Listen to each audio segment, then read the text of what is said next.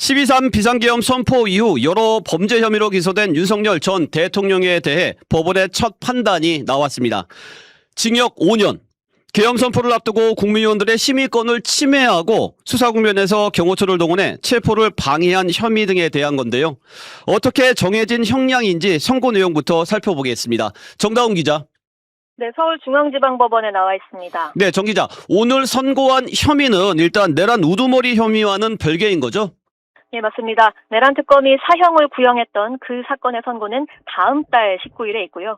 오늘은 계엄 전후에 추가로 성립하는 범죄 혐의들에 대한 겁니다. 대표적으로 계엄 선포를 앞두고 국무위원 일부만 불러서 나머지 국무위원들의 계엄 선포와 계엄 사령관 임명과 관련한 심의권을 침해한 혐의, 그리고 수사 국면에서 경호처의 체포영장 집행을 방해한 혐의, 경호처 간부를 통해 비화폰 현출을 방해한 혐의, 그리고 계엄 사후에 허위로 계엄 선포문을 만든 혐의 등입니다. 네, 윤석열 전 대통령에 대해 형사 법정에서 나온 첫 판단입니다. 서울중앙지법 형사 35부 백대연 부장판사 선고부터 들어보시겠습니다. 피고인은 이 사건 범행에 관하여 납득하기 어려운 변명으로 일관하면서 자신의 잘못을 반성하는 태도를 전혀 보이고 있지 아니합니다. 피고인의 이 범행으로 인하여 훼손된 법치주의를 바로 세울 필요성이 있는 점 등을 더하여 볼 때 그 죄책에 상응하는 엄중한 처벌이 필요합니다. 피고인 일어서십시오. 주문, 피고인을 징역 5년에 처한다. 네. 혐의가 굉장히 많은데 형량이 5년이라니까 좀 적다고 느끼실 분들도 계실 것 같은데요. 천천히 살펴보겠습니다. 정 기자, 어떤 혐의가 유죄로 인정된 겁니까? 예, 앞서 말씀드렸던 대부분의 혐의가 유죄라는 판단이 나왔습니다. 윤 전 대통령은 비상계엄 선포를 앞두고 한덕수, 이상민, 박성재 등 이 계엄 유관 국무위원들만 먼저 불렀었죠. 그 다음에는 한 전 총리가 이 국무회의가 필요하다고 건의하니까 6명의 국무위원을 더 불렀습니다. 이 중에 박상우, 안덕근 전 장관은 용산 대통령실로 들어가던 중에 계엄이 선포되면서 결국은 심의에 참석하지 못했고요. 그래서 재판부는 아예 소집 통보조차 받지 못한 7명의 국무위원과 제때 도착하지 못한 국무위원 2명, 총 9명의 계엄 심의권이 침해됐다고 봤습니다.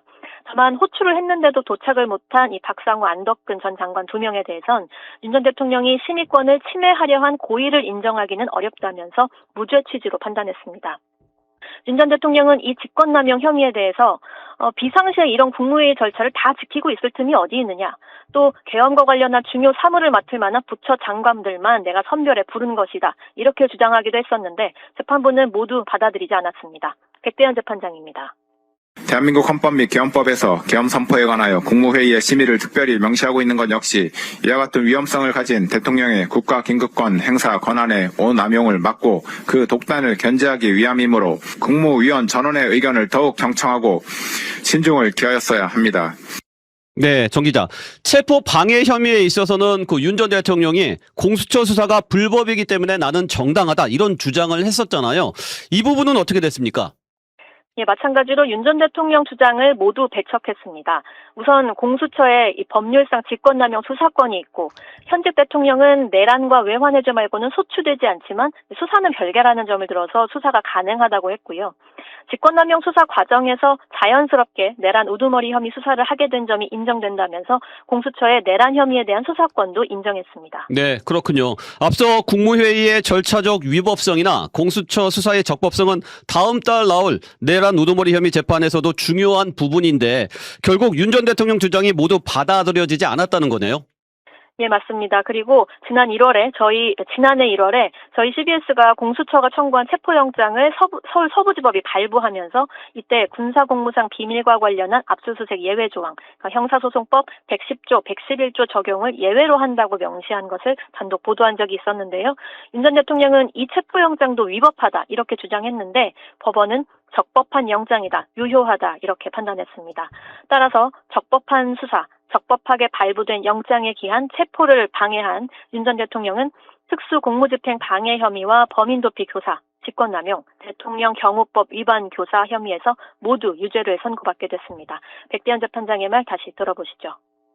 특히 피고인은 자신이 대통령으로서 가지는 막강한 영향력을 남용하여 경호처 소속 공무원들로 하여금 적법한 영장 집행을 저지하게 하였는데 이는 일신의 안위와 사적인 이익을 위하여 대한민국에 충성하는 경호처 소속 공무원들을 사실상 사병화한 것입니다. 네. 1년 전에 공수처와 경찰 그리고 경호처가 대치했던 상황을 생각하면 다시 한번 아찔해지는데요. 그런데 징역 5년형은 좀 약한 거 아니냐 이런 의견도 있네요. 예, 특검이 총 징역 10년을 구형했었는데 그에 비하면 딱 절반 정도 나온 거죠. 우선 앞서 말씀드린 일부 국무위원에 대한 직권남용 혐의나 또 외신기자단의 전파를 지시한 허위의 프레스 가이던스 관련 혐의가 있었는데 이 부분이 무죄로 판단이 됐고요. 또 사후 계엄 선포문 관련 범행이 유죄가 되긴 했지만 아무래도 한덕수 전 국무총리 주도로 이루어진 범행이어서 윤 전 대통령이 적극적으로 참여했다고 보긴 어려운 점, 또 윤 전 대통령이 형사처벌을 받은 전력이 없는 초범인 점, 이런 점을 유리한 정상으로 참작했다 설명했습니다.